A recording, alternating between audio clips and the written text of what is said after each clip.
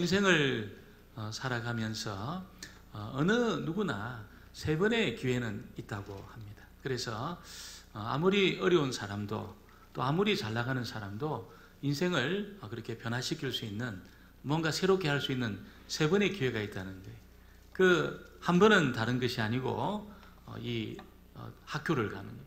대학을 가는 겁니다. 두 번째는 직장을 가는 겁니다.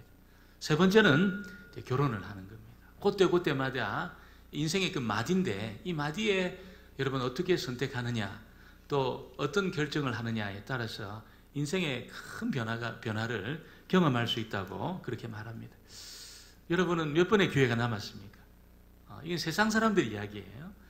여러분, 아마 여러분 가운데 어떤 분은 뭐 몇 번의 기회가 남을 수도 있고, 아니면 아이고 목사님 나는 기회가 다 지나갔습니다, 이렇게 말하는 분도 있을 수 있을 겁니다. 그러나 실망하지 마시길 바랍니다. 이거는 전부 세상 사람들의 그런 기준에 따라서 말하는 것입니다.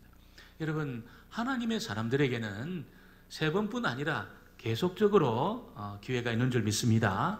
우리가 그리스도 안에 있다면 여러분, 우리는 모든 상황에 어디든, 내가 어디에 있든지 어떤 일을 만나고 있든지 우리가 그리스도 안에 있다면 그 모든 것은 기회가 되는 것입니다.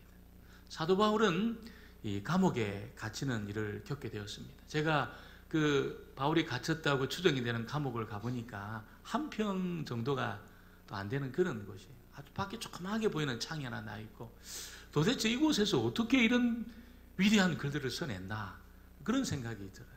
그 바울에게 여러분, 이 감옥은 사람들이 볼 때는 이제 끝났구나 바울이 이렇게 생각했지만, 그것이 여러분 기회였습니다. 위대한 하나님의 말씀이 거기에서 다 쓰여지게 됩니다. 에베소서라든지 여러분 무슨 빌립보서라든지 여러분 골로새서라든지 빌레몬서라든지 이런 위대한 말씀이 감옥에서 다 그렇게 기록이 되게 되어 있습니다. 그래서 세상 사람들이 볼 때는 저거는 기회가 아니라고 생각하지만, 우리가 그리스도 안에 있기만 하면 내가 성공한 것도 기회고, 내가 실패한 것도 기회고, 내가 그리스도 안에 있으면 일이 잘 되는 것도 기회고, 일이 안 되는 것도 기회고, 모든 것이 기회인 줄 믿습니다. 여러분, 오늘 우리가 읽은 이 말씀에 보면 정말 어떻게 보면 절대로 이게 회복이 될 수 없는 그런 문제가 요셉의, 또 요셉과 형들 사이에 그렇게 있었다는 것입니다. 그런데 하나님이 이 문제를 풀어내십니다. 어떻게 풀어내십니까? 기근이라는 여러분 그 매개를 통해서 요셉과 형들의 관계를 풀어냅니다. 그리고 이 오해받는 그 일을 통해서 형들이 지금 오해받고 지금 억울한 일을 당하는 그런 어떤 일을 통해서 형과의 얽혀있는 이 문제가 지금 풀리고 있는 것입니다. 하나님이 풀지 못할 관계는 없는 줄 믿습니다. 하나님이 풀지 못할 문제는 없는 줄 믿습니다. 하나님이 개입하기만 하면 여러분 원수의 관계도 다 풀어내는 것입니다. 오늘 첫 번째는 이 형들이 선택의 기로에 있다는 것을 알려주고 있습니다. 요셉은 형들에게 이 자신을 변호할 수 있는 기회를 주었습니다. 너희들 정탐이지, 이 나라를 정탐하라고 한 너희들 정탐이야, 이렇게 막 몰아붙이니까 형들이 깜짝 놀란 거예요. 자기들은 그냥 곡식을 사러 왔지 무슨 애굽이라는 나라를 정탐을 해서 전쟁을 치룰 그런 힘이 있습니까?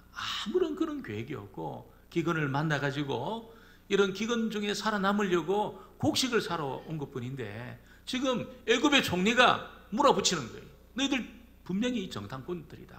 그렇게 막 억울한 그런 어떤 누명을 뒤집어쓰게 된 거예요.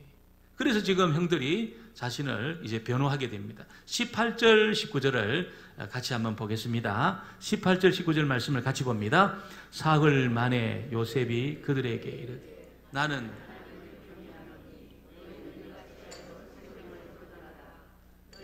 확실한 자들이 너희 형제 중 한 사람만 갇히게 하고 너희는 곡식을 가지고 가서 너희 집안 굶주림을 구하고. 여러분, 이제 할 수 있는 그 문제에 대해서 지금 이 총리의 오해를 풀 수 있는 그런 기회를 지금 제공을 하고 있습니다. 요셉은 나는 하나님을 경외하는 자기 때문에 너희들에게 기회를 주겠다는 겁니다. 형들은 기회를 안 주었어요. 살려달라고 애걸할 때도 여러분 그들의 마음을 탁탁하게 만들어가지고 요셉을 요셉에게 기회를 주지 않았다는 거예요. 그러나 지금 요셉이 기회를 줍니다. 만일 너희들이 독실한 자라면, 정탐꾼이 아니라면 한 사람만 오게 갇히게 하고 나머지는 곡식을 가지고 자기 집으로 돌아가서 이 굶주림을 면하게 해라. 그리고 독실한 자는 형제를 돌보는 자니까 자신들 때문에 갇혀있는 이 형제를 외면하지 않을 것이다. 여러분, 이렇게 이제 이야기를 한 거예요. 큰 시험이 지금 형들에게 주어지게 되었습니다. 지금 자기들 앞에 있는 이 총리는 자기들을 죽일 수도 있고 살릴 수도 있는 절대 권력을 가지고 있는 사람입니다. 돌아갈 수 있는 지금 기회를 얻었지만 그냥 돌아가 버리고 돌아오지 않는다면 지금 갇히게 될 이 시몬이 이제 죽을 수도 있는 겁니다. 죽일 수도 있고 살릴 수도 있는데 지금 약 곡식 가지고 그냥 돌아가서 안 돌아오게 되면은 그들은 기근을 뭐 몇 년 정도 아니면 기근의 어떤 상황은 면할 수 있겠지만 지금 갇혀있는 이 형제는 죽을 수도 있다는 거예요. 지금까지는 이 형들이 어떻게 살았습니까? 그냥 감정이 이끄는 대로 살았습니다. 느낌이 오는 대로 그렇게 그들이 살았습니다. 그래서 감정이 딱 상하면 뭐 세겜 사람들도 다 죽여버리고 여러분 요셉도 죽이려고 달려들었어요. 감정이 딱 뒤틀리면 그냥 죽여버리는 거예요. 이런 삶을 그들이 지금까지 살아왔다는 것입니다. 그래서 지금 그들 앞에 지금 두 길이 펼쳐져 있습니다. 한 길은 얻은 양식을 가지고 돌아와서 그냥 기근을 면하고 이 막무가내의 이 총리를 만나지 않는 겁니다. 돌아오지 않고 그냥 가나안 땅에 계속 머무는 겁니다. 그러면 여러분, 이 시몬의 생명이 어떻게 될지 모르는 것이. 또 다른 길은 뭡니까? 얻은 양식을 가지고 이제 돌아가서 막내 아이를 데리고 다시 오는 겁니다. 그러나 오게 되면 이 막무가내의 이 총리를 그들이 다시 만나야 되는 겁니다. 이것도 불편하고 저것도 불편하고 여러분, 지금 선택의 기로에 서 있습니다. 지금까지 형들은 어떻게 선택했습니까? 느끼는 대로 선택했습니다. 기분이 나쁘면 이 기분을 푸는 방향으로 그들이 선택을 했습니다. 그래서 세겜 사람들도 죽여버리고 마음에 안 드는 요셉도 죽이려고 했다가 팔아먹어버리고 여러분, 그렇게 이 길을 지금까지 살아왔습니다. 그런데 문제가 해결이 안 되는 거예요. 이렇게 분노를 따라서, 느낌을 따라서, 감정을 따라서 살아간 그 길은 여러분, 이게 문제가 해결이 안 되는 겁니다. 여전히 남아있는 거예요. 여전히 남아있는 것입니다. 저와 여러분이 어떤 일을 선택해야 될 그때에 우리가 어떻게 선택을 잘할 수 있을까요? 여러분, 우리가 선택을 잘 하려고 하면은 먼저는 잘못된 선택을 하지 않아야 되는 겁니다. 잘못된 선택을 하지 않아야 되는 거예요.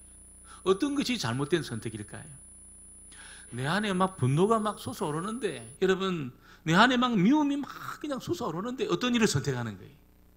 그러면 잘못될 가능성이 거의 100%입니다. 내 안에 막 분노가 치밀어 오르고 막 어떤 것에 미움이 막 치밀어 오는데 그래서 어떤 일을 딱 선택하게 되면 잘못될 확률이 거의 100%라는 것이죠. 100%입니다. 요셉의 형들은 요셉을 있잖아요. 너무 미워했어요. 눈 꼴도 보기 싫은 거예요. 저게 말이야. 뭐가 잘났다고 자기만 잘났다고 그러고 아버지한테 자기 잘못들 막 고자질하고 막 꿈을 꾸었는데 형들의 볕단이 나한테 절하더이다. 형들의 별들이 나한테 절하더이다. 꼴도 보기 싫은 거예요. 그래서 너무 미워가지고 여러분, 이 분노로 그렇게 요셉을 팔아먹은 겁니다. 요셉도 상처지만 형들에게도 상처라는 겁니다. 그래서 어떤 일을 선택할 때 내 안에 어떤 미움이 있고 어떤 분노가 있을 때는 어떤 일을 선택하지 않는 겁니다. 좀 기다리고 기도하고 이것이 잦아들고 이것이 잔잔해질 때까지는 어떤 일을 선택하지 않는 것이 바른 선택을 할 가능성이 많다는 것입니다. 그리고 여러분, 우리가 바른 선택을 하려고 하면은 나만 잘 되는 방향으로 어떤 일을 선택해서는 안 된다는 거예요. 나만 잘 되는 방향으로. 내가 살고 너는 죽고 이런 어떤 선택을 해서는 안 된다는 거죠. 내가 손해 안 보고 여러분, 어떤 일을 내가 선택하게 되었을 때 나중에 그 일이, 그 손해본 그 사람이 칼이 되어서 나한테 돌아올 가능성이 굉장히 많습니다. 절대로 손해 안 보고 나는 살겠다. 그렇게 살아가면 자기는 손해 안 보지만 나중이면 어떻게 될까요? 외톨이입니다. 외톨이. 아무도 상대 안 해줍니다. 아무도 상대 안 해주죠. 저기 경남에 가면 거창고등학교라고 있습니다. 시골에 있는 학교인데 그 학교가 좀 유명합니다. 그래서 기독교 어떤 그 방향으로 이 학교 방향을 끌고 있는데 거기에 직업 선택의 10계명 그래가 이게 적혀 있는 게 있어요. 제가 한번 읽어봤어요. 제가 깜짝 놀랐습니다. 이게 거창고등학교 그 시골에 그 거창의 그 시골에 있는 학교에서 직업 선택의 10계명 참 많은 것을 생각하게 했어요. 첫 번째 계명이 뭐냐면 월급이 적은 쪽을 택하라. 거기 적혀 있는 겁니다. 희한하죠? 두 번째 계명은 내가 원하는 곳이 아니라 나를 필요로 하는 곳을 택하라. 내가 가고 싶은 곳이 아니고 정말 나를 필요로 하는 데가 있다면 거기 선택해라. 이렇게 두 번째 계명입니다. 세 번째 계명은 이것도 깜짝 놀랄 이야기입니다. 승진의 기회가 거의 없는 곳을 택하라. 이렇게 말했습니다. 아이들에게 그렇게 가르치는 거예요. 너희들 직업을 택할 때 승진의 기회가 거의 없는 쪽을 택해라. 이렇게. 네 번째는 모든 조건이 갖추어진 곳은 피하고 처음부터 시작해야 되는 황무지를 택해라. 네 번째 계명입니다. 이것도 이상합니다. 다섯 번째는 앞을 다투어 모여드는 곳은 절대로 가지 마라. 이게 다섯 번째 계명이에요. 사람들이 막 좋은 데는 머리 들이받고 막 모이잖아요. 그런 데 가지 말라는 거예요. 그런 직장 택하지 말라는 겁니다. 여섯 번째는 장래성이 전혀 없다고 생각되는 곳으로 가라. 여섯 번째입니다. 일곱 번째는 사회적 존경 같은 것을 바라볼 수 없는 곳으로 가라. 이게 상당히 다른 것이에요. 여덟 번째는 한가운데가 아니라 가장자리로 가라. 이렇게 말합니다. 아홉 번째는 부모나 아내나 약혼자가 결사 반대하는 곳이면 틀림이 없다. 의심치 말고 가라. 이게 아홉 번째. 아내도 반대하고 여러분 부모도 반대하고 약혼자도 반대하고 그런 곳이면 틀림이 없다는 거예요. 그 직장을 택해라. 아홉 번째 계명입니다. 열 번째 계명은 왕관이 아니라 단두대가 기다리고 있는 곳으로 가라. 열 번째 계명이에요. 여러분 이 세상의 가치관하고 얼마나 다릅니까? 한마디로 말하면 무슨 이야기일까요? 좀 손해보고 살아라는 겁니다. 10가지 계명이 절대로 나는 손해 안 보겠다. 이렇게 살지 말고 좀 손해보고 살아라는 거예요. 이게 이제 이 거창고등학교 그 어떤 스피릿입니다. 스피릿. 밑에 탁 깔려있는 그 숨은 저 정신이라는 겁니다. 저는 이것이 굉장히 성경적이라고 생각합니다. 그래서 여러분 저와 여러분이 어떤 것을 선택해야 되는 그런 일이 있을 때는 정말 손해보고 좀 손해보고 나만 잘 되는 그런 방향이 아니고 조금 손해보는 그런 선택을 하면 거의 여러분 잘못될 선택은 거의 하지 않는 그런 일을 하게 되는 것이죠. 그래서 지금 이 선택의 기로에 지금 딱 있는데 그전에는 절대로 이제 감정적으로도 손해 안 보고 있잖아요. 기분 나쁘면 기분 나쁜 이걸 처리하려고 어떤 일을 선택하고 이렇게 살았다는 거예요. 지금은 어떻게 됩니까? 지금은 그 감정적으로 선택하면 시몬이 죽는 겁니다. 시몬이 죽는 겁니다. 그래서 자기의 어떤 신실함을 증명하기 위해서 돌아오면 이 막무가내에 또 이 총리를 또 만나야 되고 이런 어떤 어려움이 그들 앞에 서 있게 되었습니다. 그래서 정말 이렇게 손해 안 보고 감정을 따라 어떤 미움을 따라 살았던 그 삶에 굉장한 도전이 지금 주어지게 되었다는 것이죠. 오늘 두 번째는 지금 이 지난 날을 요셉이 지금 돌아보고 있다는 것을 알려주고 있습니다. 이제 요셉의 형들은 여러분 형들이 자신의 삶을 이렇게 돌아봐요. 자기들끼리 막 이야기하고 지금 요셉이 자기들 말귀를 못 알아듣는 줄 알고 통역을 세워놨으니까 막 자기들끼리 서로 막 이야기를 합니다. 그러는 과정에 굉장히 깊이 숨겨져 있던 문제가 수면 위로 딱 올라왔습니다. 딱 올라왔습니다. 그게 뭡니까? 요셉을 팔아먹은 그 일이 죄였구나 이렇게 말합니다. 우리 요셉을 팔아먹은 그 일이 나쁜 짓이었구나. 이거 굉장히 잘못된 일이었구나. 이렇게 이제 여러분 이 수면이 딱 올라왔어요. 여기까지는 이 전까지는 아무도 그런 생각 안 했습니다. 꼴도 보기 싫은 놈 말이야. 저거 잘 사라졌다. 잘 팔아먹었다 우리. 저놈이 없으니까 얼마나 우리가 지금 평안하냐고. 지금 우리 형제가 얼마나 평안하게 살았냐고 다 이렇게 생각했어요. 그런데 여러분 이 형들의 존재가 막 흔들리고 있잖아요. 지금 오해를 받고 감옥에 갇히고 있잖아요. 지금 모함을 받고 그런 상황 속에서 막 흔드니까 자기들 내면 깊은 곳에 있던 문제가 쓱 올라오게 된 겁니다. 21절을 같이 한번 보겠습니다. 21절 말씀은 우리 같이 보겠습니다. 그들이 서로 말하되 그가 우리에게 애걸할 때에 보고도 듣지 아니하였으므로 이 괴로움이 우리에게 임하도다. 정말 미움 때문에, 그 어떤 분노 때문에 여러분 요셉이 막 살려달라고 막 눈물로 애걸할 때도 듣지 않았어요. 굉장히 매정했습니다. 굉장히 잔인했습니다. 딱딱한 마음을 그들이 가지고 있었습니다. 여러분, 자기 모습이 그런 줄 몰랐다는 거예요. 그 전까지는 전혀 몰랐다는 거예요. 그런데 너무 억울한 일을 당하고 그들이 지금 우리는 곡식을 사러 왔을 뿐인데 막 정탐꾼이라고 막 몰아붙이고 감옥에 막 3일 동안 가둬놓고 있잖아요. 그리고 지금 이마 자기들에 대해서 이렇게 막 모함을 하니까 우리가 살 거냐 죽을 거냐 어떻게 될 거냐 여기서 지금 이런 불안한 상황이 다 그들 가운데 있게 되었을 때에 여러분 자기들이 보이기 시작한 거예요. 자기들이 보이기 시작. 자기의 그 모습이 보이기 시작한 거예요. 누구든지 있잖아요. 잘 나갈 때는 자기의 본 모습을 못 봅니다. 나는 괜찮은 사람이라고 생각합니다. 잘 나갈 때 있잖아요. 일이 잘 될 때는 나 굉장히 나이스하고 굉장히 좋은 사람이라고 그렇게 생각합니다. 자기를 못 봐요. 그런데 억울한 일을 당했다든지 무슨 답답한 일을 당했다든지 여러분 너무 지금 힘든 일을 겪고 있다든지 그럴 때는 어떻게 됩니까? 자기가 보이기 시작합니다. 자신이 보이기 시작합니다. 그리고 다른 사람이 보이기 시작한다는 것입니다. 루벤이 대답합니다. 자신들이 이제 그 아이의 피값을 내게 되었다. 이렇게 루벤이 이야기합니다. 22절에 보니까 루벤이 그들에게 대답하여 이르되 내가 너희에게 그 아이에 대하여 죄를 짓지 말라고 하지 아니하였더냐. 그래도 너희가 듣지 아니하였느니라. 그러므로 그의 피값을 치르게 되었도다. 루벤이 이제 그 이야기를 하고 있습니다. 자기들의 모습이 보인 것이요. 자신들의 모습이 보인 것이. 하나님 앞에 얼마나 자신들이 잘못되어 있는지 이것이 이제 보이기 시작한 겁니다. 왜 그랬습니까? 억울한 일을 당해보니까잖아요. 답답한 일을 당해보니까. 여러분 너무나 황당하게 감옥에 갇히는 이런 일을 겪어보니까 자기들이 딱 보이기 시작한 겁니다.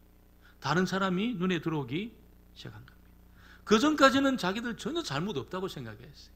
너무 평안하니까. 요셉이 막 눈에 가시 같은 놈이 딱 사라지고 나니까 문제될 것이 없이 그렇게 살아왔는데 여러분 막 흔들리고 있잖아요.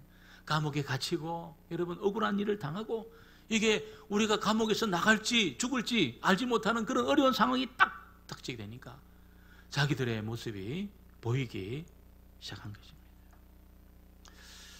여러분 하나님이 우리가 이게 잘못했구나 이게 우리가 지금 문제가 있었구나 이걸 이제 보는데 하나님이 여러분 정말 이렇게 자기들끼리 뭐 잘못했다 뭐 잘했다 이런 그 넘어서 하나님이 보시고 있는 것은 뭡니까? 그들 속에 깊이 숨겨져 있는 이 죄까지 하나님은 지금 보고 있는 겁니다. 그래서 아무도에게도 말하지 않았던 이 문제를 막 하나님이 막 이 고난 속에서 막 끄집어내 가지고 있잖아요. 탁 수면 위로 그렇게 그냥 올리게 되었다는 것입니다. 하나님이 요셉의 형들을 기근으로 애굽에 이렇게 보내고 억울한 이 누명을 쓰게 하는 일을 통해서 자기를 보고 다른 사람을 보는 이제는 이제 회복의 시작이라는 거죠. 언제 회복이 됩니까? 나를 정직하게 볼 때 회복이 시작됩니다. 다른 사람이 내 눈에 들어올 때 이미 회복이 시작돼요. 다른 사람이 전혀 내 눈에 안 들어오고 있잖아요. 다른 사람의 고난이 전혀 안타깝지 않고 다른 사람의 어려움이 전혀 뭐 나한테는 뭐 아무런 영향이 안 오고 회복이 아직 안 된 거예요. 회복이 되고 있다는 그 증거가 뭘까요? 내가 보이는 거예요. 내가 너무 연약한 내 모습이 보이고 있잖아요. 하나님 앞에 내가 아무런 의의가 없는 내 자신이 보이고 그리고 다른 사람이 보이기 시작하는 겁니다. 저분이 이런 어려움을 겪고 있는데 얼마나 이것이 힘들겠나. 얼마나 이것이 답답하겠나. 그래서 너무 그 사람 상황 속에 내가 딱 들어가 보니까 너무 답답하니까 그 사람을 위해서 기도하기 시작하는 겁니다. 기도하기 시작하는 겁니다. 여러분, 내가 기도 중에 나를 위한 기도만 이렇게 막 나오잖아요. 회복이 아직 안 된 거예요. 근데 기도 중에 다른 사람이 막 내 기도에 등장을 하고 있잖아요. 그 사람을 위해서 간절히 기도하고 혹 그 사람을 위해서 눈물까지 나왔다면 회복이 된 겁니다. 그 사람은 이 회복이 된 거예요. 상처가 치유되고 있잖아요. 어떻게 보면 하나님의 손에 딱 잡히게 된 겁니다. 하나님 손에 딱 잡히게 되는 겁니다. 무슨 하늘로부터 능력을 받아서 우리가 하나님의 손에 잡히는 게 아니고 있잖아요. 내 안에 나를 보고 눈물을 흘리고 내 연약함을 보고 막 눈물을 흘리고 다른 사람의 안타까운 일을 보고 막 눈물을 흘리고 여러분 주의 손에 잡힌 사람입니다. 오늘 저와 여러분이 다 그런 사람 되어지기를 주의 이름으로 축원합니다. 고난이 이렇게 빚어간 거예요. 고난이. 여러분이 기근이 오고 있잖아요. 막 그냥 오해를 받고 모함을 당해가지고 감옥에 갇히는 이 고난 때문에 자기를 보기 시작한 겁니다. 그래서 고난이 유익입니다. 고난 당하기 전에는 전혀 몰랐어요. 자기들이 이렇게 나쁜 놈이라는 것을 전혀 알지 못했습니다. 그냥 뭐 잘 사는 것처럼 보였어요. 딱 고난을 당해보니까 자기들의 죄가 보이고 있잖아요. 얼마나 나쁜 놈들인지 이게 막 딱 드러나기 시작한 겁니다. 시편 119편 67절에 보니까 고난 당하기 전에는 내가 그릇 행하였더니 이제는 주의 말씀을 지키나이다. 71절에도 고난 당한 것이 내게 유익이라 이로 인하여 내가 주의 율례를 배우게 되었나이다. 혹 어려움을 겪고 있는 분들이 있습니까? 여러분, 그 고난이 우리에게 유익이 될 줄 믿습니다. 버릴 게 하나도 없어요. 내가 지금 어려움을 겪고 있고 다른 사람은 안 겪는 그런 좀 답답한 일을 겪고 있다 하더라도 여러분 절대로 이게 손해가 아닙니다. 여러분이 이 고난의 시간, 여러분 어려운 시간, 광야의 시간을 혹 여러분 겪고 있다면 여러분 하나님의 큰 손 안에서 잘 보내시게 되기를 주의 이름으로 축원합니다. 오늘 세 번째는 이제 회복이 일어나기 시작했습니다. 형들하고 요셉 사이에 이 회복이 일어나기 시작했습니다. 정말 탁탁하고 굳어있는 도저히 풀리지 못하는 너무나 복잡하게 얽혀있던 이 실타래가 있잖아요. 이게 풀리기 시작한 겁니다. 풀리기 시작했습니다. 그 증거가 뭘까요? 요셉이 울었습니다. 요셉이 울었습니다. 24절 말씀을 같이 한번 보겠습니다. 24절을 같이 봅니다. 요셉이 그들을 떠나서 울고 다시 돌아왔어 그들과 말하다가 그들 중에서 시므온을 끌어내어 그들의 눈앞에서 결박하고. 요셉이 울었다. 여러분, 요셉이 울은 이유가 뭘까요? 너무 그동안 억울했는데 말이에요. 이 형들이 이제 자기들 잘못을 이렇게 뉘우치구나. 이거 이제는 기회가 왔다 이거 말이야. 내가 고생했던 그 일에 대한 보복할 수 있는 기회가 왔다. 그래서 눈물이 난 게 아니에요. 이게 막 통쾌해서 막 눈물이 난 게 아니에요. 형들의 어떤 변화를 읽고 나서 눈물이 난 거예요. 요셉은 이미 그 전에 다 치유가 되었습니다. 언제 치유가 됐습니까? 아들 낳고 치유가 됐어요. 둘째 아들 낳고 또 치유가 되었어요. 하나님이 아버지 집안일을 다 잊어버리게 한 겁니다. 자기 고난을 다 주님이 잊어버리도록 여러분 하나님 다 치유해 주시고 거기에 막 풍성한 복을 더하심으로 요셉은 이미 그 전에 상처가 다 치유가 되었습니다. 그런데 이 기근을 통해서 여러분 형들을 하나님이 만지시는 것을 보면서 형들 안에 어떤 변화를 읽고 있잖아요. 형들 안에 일어났던 어떤 그 모종의 그 변화를 보고 눈물이 난 거예요. 그 전까지 형들은 요셉을 비아냥거렸습니다. 빈정거렸습니다. 저 꿈꾸는 놈이 오구나 이렇게 이야기했어요. 요셉이 오늘 때. 저 말이야 꿈이나 꾸는 저런 놈이 오구나 이렇게 빈정거렸어요. 근데 지금은 어떻게 말합니까? 21절에 보니까 아우라고 말합니다. 우리가 아우의 일로, 동생의 일로 그렇게 이야기를 합니다. 그 더욱이 여러분 22절에도 그 아이라고 말합니다. 그 아이라고 말합니다. 그전에는 여러분 요셉의 형들은 뭐 형제로도 아니라고 생각했어요. 꿈꾸는 놈이라고 생각했어요. 그냥 헛된 망상에 사로잡혀 있는 그런 놈이라고 생각했는데 여러분이 고난을 겪고 나서 있잖아요. 어려움을 겪고 나서 바뀐 거예요.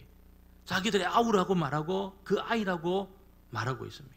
자기 형제의 일원으로 그렇게 생각을 하고 있는 것을 요셉이 본 겁니다.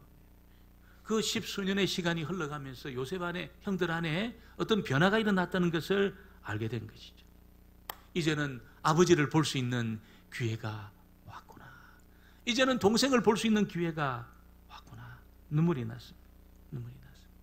이 눈물은 여러분, 이 어떤 회복의 눈물이고 용서의 눈물이죠. 용서의 눈물이에요. 다 형들을 용서한 겁니다. 우리가 읽어나가면 형들을 용서 안 한 것처럼 보이지만 이미 다 용서했습니다. 다 용서하고 여러분, 형들과의 그 관계를 회복하기 위해서 지금 일들을 하나씩 진행을 하고 있는 겁니다. 여러분, 우리가 어떤 일에 대해서, 어떤 사람에 대해서 용서하지 않는다면 아무리 세월이 흘러가도 여러분, 문제가 해결된 게 아니에요. 내 마음의 감옥에 어떤 사람을 가둬놓고 여러분, 이게 안 풀어주면 되잖아요. 이게 아무리 세월이 흘러가도 여러분, 이게 문제가 해결되지 않는다는 것입니다. 형들을 용서하지 않았다면 이 20년 가까운 세월이 지났지만 여러분, 지금 누명을 씌워가지고 형들 다 죽여버릴 수도 있었습니다. 이것들 말이야, 나를 죽이려고 했던 이 형들 다 죽일 수도 있었습니다. 그러나 요셉은 그렇게 안 했습니다. 한 명도 죽이지 않았습니다. 한 명도 죽이지 않았습니다. 왜 그럴까요? 이미 마음의 감옥에서 다 석방을 시킨 겁니다. 자기를 가두고 여러분, 자기를 팔아먹은 이 형들 다 석방을 시키고, 제가 볼 때는 성경에는 안 나오지만 보디발도 석방을 시키고, 감옥에 자기를 여러분 모함해가지고 그렇게 감옥에 보냈던 보디발의 아내도 아마 석방을 시켰을 겁니다. 원수 안 갚았을 거예요. 다 석방을 시켰을 겁니다. 얼마든지 형들 죽일 수 있는 이 상황에서 형들 아무도 안 죽이고 있잖아요. 오히려 양식에 여러분, 자기들이 가져온 돈까지 다 보태가지고 그들 이렇게 돌려보내지 않습니까? 25절에 보니까 명하여 곡물을 그 그릇에 채우게 하고 각 사람의 돈은 그의 자루에 도로 넣게 하고 또 길 양식을 그들에게 주게 하니 그대로 행하였더라. 돈도 다시 집어넣고 양식 플러스 그동안 애굽 가나안 땅으로 돌아갈 때 동안 먹을 수 있는 양식까지 다 더해가지고 그렇게 보내주었다는 거죠. 용서가 여러분, 회복을 불러옵니다. 용서가 기적을 만듭니다. 그래서 후회하는 것으로 그치면 안 돼. 후회하고 있잖아요. 형들은 어떤 의미에서 좀 후회하고 있어요. 그때 말이야, 우리가 그 애걸 할 때 우리가 놓아줘야 되는데 우리가 그때 못했구나, 이 후회하고 있어요. 후회는 여러분, 후회로 끝납니다. 아무런 변화가 없어요. 한탄하고 후회하고 여러분, 그거로 끝나는 거예요. 하나님 앞에 여러분, 진정한 후회는 회개하는 것인 줄 믿습니다. 회개하는 자리까지 가야죠. 회개하는 자리까지. 요셉은 용서하는 자리까지 갔기 때문에 회복을 경험했습니다. 형들은 후회하고 한탄하고 여기에 머무는 것이 아니고 더 나가가지고 여러분, 하나님 앞에 회개하는 자리까지 가면 그 사람은 회복되게 되어 있습니다. 우리가 신약에 보면 가룟 유다가 얼마나 양심적인 사람입니까? 예수님 팔아먹은 것 때문에 너무 양심의 가책을 받아가지고 그 받은 돈도 도로 집어던지고 너무나 한탄하고 후회하면서, 양심적인 후회하면서 머물러 있다가 목 메고 죽습니다. 아무런 변화가 일어나지 않아요. 목 메고 죽어버려요. 베드로는 어떻게 했습니까? 후회했지만 그는 회개하는 자리까지 나갔습니다. 왜? 말씀이 생각났기 때문에. 회개하는 자리까지 나가니까 그는 형제를 돌보는 그런 회복을 나중에 경험하게 되었다는 것입니다. 오늘 여러분, 요셉은 용서함으로 다 치유가 되었어요. 형들은 후회하고 한탄하고 있지만 더 나가야 되는 거예요. 회복을 경험하려면 회개하는 자리까지 나갈 때 완전한 회복을 경험할 수 있는 것입니다. 오늘 여러분, 어떤 문제가 혹시 내 안에 얽혀 있는 문제가 혹시 있다 하더라도 그 문제를 풀어낼 수 있는 방법은 하나님 앞에 나를 발견하면 풀어지게 돼 있어요. 내가 얼마나 하나님 앞에 가련하고 얼마나 멀리 떨어져 있고 내가 바로 그 죄수 괴인이구나. 죄수 괴인. 죄인 중에 내가 괴수구나. 이걸 여러분 딱 깨닫는 사람은 있잖아요. 회복합니다. 모든 문제를 회복하게 되었습니다. 나를 발견하지 못하면 회복이 안 돼. 나 괜찮은 사람이라 생각하고 자기 다른 사람의 잘못이 자꾸 보이는 거예요. 회복이 안 돼. 오늘 저와 여러분은 하나님 앞에 우리 자신을 발견하는 이 은혜가 있게 되기를 주의 이름으로 축원합니다.